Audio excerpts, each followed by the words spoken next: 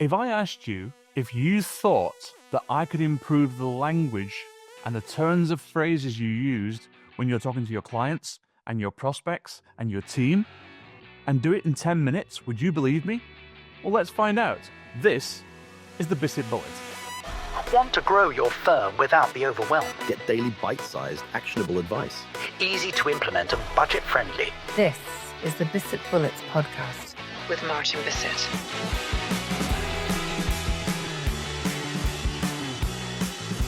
So if you've heard episodes prior to this one, then you'll know that we do this show in two main parts. The first part, I give you the theory or framework on the subject we're talking about. Then we go to a word from our sponsor, and then we give you the practical application of where it actually works in reality for you to go and try for yourself. So let's start with that theory.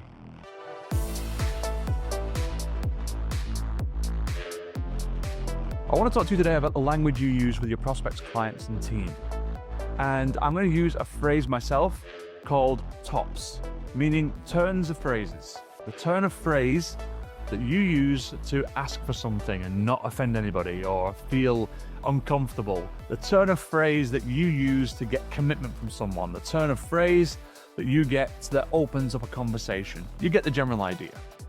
So let's, for example, look at when you are dealing with a prospective client. Now, in accountancy, my experience is that accountants who are not used to having to win work proactively, they're used to referral work that comes in. So, can you help me? Well, sure, yeah.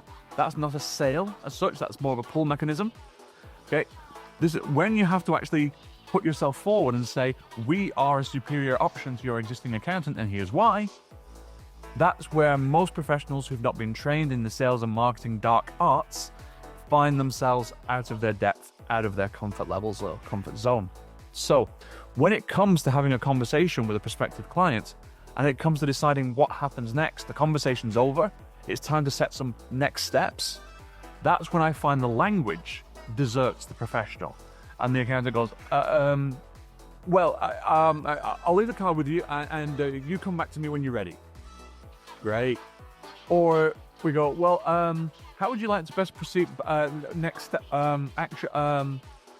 and all of the good impression that you've created up to that point, all of the authority that you've conveyed up to that point gets lost when you don't know how to use a turn of phrase to just tidy up the end of the conversation nicely.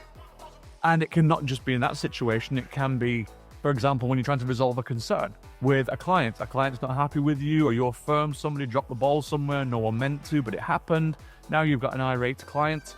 Now what do we do? What do we say? What turn of phrase do we use to decelerate the process, to calm everybody down, to get things back under control?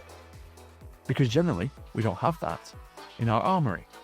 And it could even be with a team member. A team member asks for something unreasonable. A team member wants to do something that they're not qualified to do. What turn of phrase do we use? So I find that professionals who are the most successful are ones who have these ready turns of phrases available to them that's there, memorized, almost rehearsed, and they can just take them off the shelf and go, there we go, I don't have to think about what to say. Here's what I say in that situation.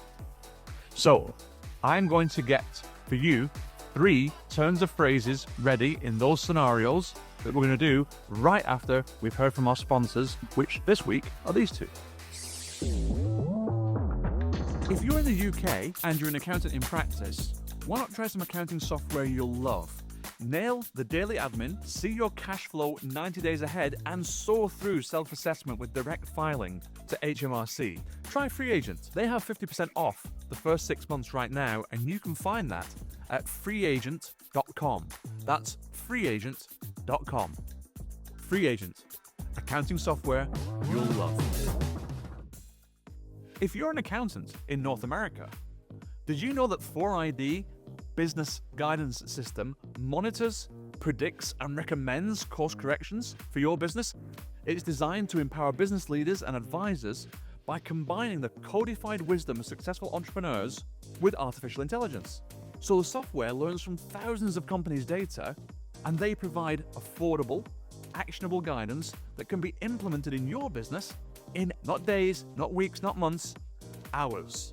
Change the odds, get further faster, use 4Impact Data for your clients in your firm. Find them at 4, that's the number 4, 4impactdata.com. That's 4impactdata.com. Okay, part 2.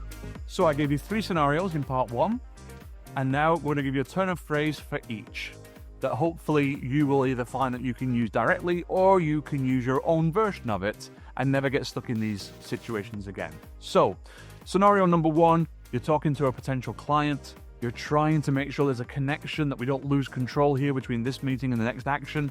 So we need some form of connecting phrase, something we can say that gives them the control so they don't feel pressurized in any way, but it allows you to be able to have the knowledge and the comfort of knowing that you are in control of all of this. So you've met with the prospect, you've found out their needs, you've asked good questions, you have found a reason to work together. There is a commercial justification for writing a proposal for them now, but you need to come back and talk to them about this. Or it could even be that you've had the proposal presented to them and they've chosen not to make a decision that day and they're trying to defer you, and you need a phrase to make sure that we don't lose control there either. Here's the phrase I recommend, or your version of it.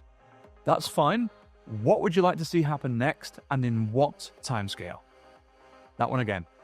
What would you like to see happen next, and in what timescale? So that first part, what do you want to see happen next, gives them the control to suggest there is going to be something that happens next, and then to further clarify it, when. So you are walking away from that meeting saying, don't worry guys, you need some more time to think about this, take it, but I've come away with what's going to happen next, hopefully another meeting, and when it's going to happen, so I'm not chasing you, feeling like I'm pestering you, and it puts me back in control. Okay? So what do you want to see happen next, and in what timescale, is the phrase for that first scenario. For that second scenario, where we have an irate client, we've made a mistake, something needs to be done about it. Now, what I find is in practices, they tend to argue points. Well, it's not exactly true. I think you'll find that you actually phoned us on the Thursday, not the Wednesday. Clients don't need to hear that. That just winds them up even more. We need to diffuse the situation. So here's what we do. I understand the situation. Now, what needs to happen to make you happy? Or, so what do we need to do immediately now to make you happy? Or, what do you want to see happen now that gives you the comfort you need? Take your pick of any of those or use your own. But that's the phraseology. What needs to happen to make you happy? To make you comfortable? To put this right? To correct our error? Yeah? What needs to happen to? And you would think that this is quite basic. And you say, really, Martin, you're doing a podcast as to how we should speak? Yeah, I am. Because when I'm in your offices and I say something and say, well, perhaps you should say this, the response I get from you guys is, could you say that again, please? Do you have a script with that written down? Do you have a checklist where we could say, can you write that down? So I assume that this isn't obvious, and therefore I'm providing it for you. And then our third and final scenario, we have a team member asking for something inappropriate. Maybe it's a day off for the funeral of their pet hamster. Maybe it's a promotion that they've done nothing to earn. Okay? The way we deal with that one, the phrase I find has worked over and over again in practices, is simply, do you feel that's an appropriate thing to ask for at this point? Do you feel that that's an appropriate thing to ask for at this point? So we're asking them 3 questions in one. Do they approve of what they're saying? Have they thought it through? Have they decided it's the appropriate thing to do? And now? Really? Right now? In the middle of tax season? Really? Right now? When we know we've got staff absences? Really? Right now when we just lost a major client? And it puts the team member on the back foot and makes them have to think about justifying what it is they're asking for and creating a justification for you, which they will struggle to do because they won't have thought about it now. So that phrase is, do you feel that's an appropriate thing to ask for at this point, or at this point in time, or at this juncture, or today? You use that as you see fit. This Bullet podcast is designed to give you some quick solutions, quickly done. So we want you to go away with easy to implement things and not spend a huge amount of time listening to us. So on that basis, I'm going to recommend those 3 pieces of effective language to you, and I will see you on the next bullet. Bye for now.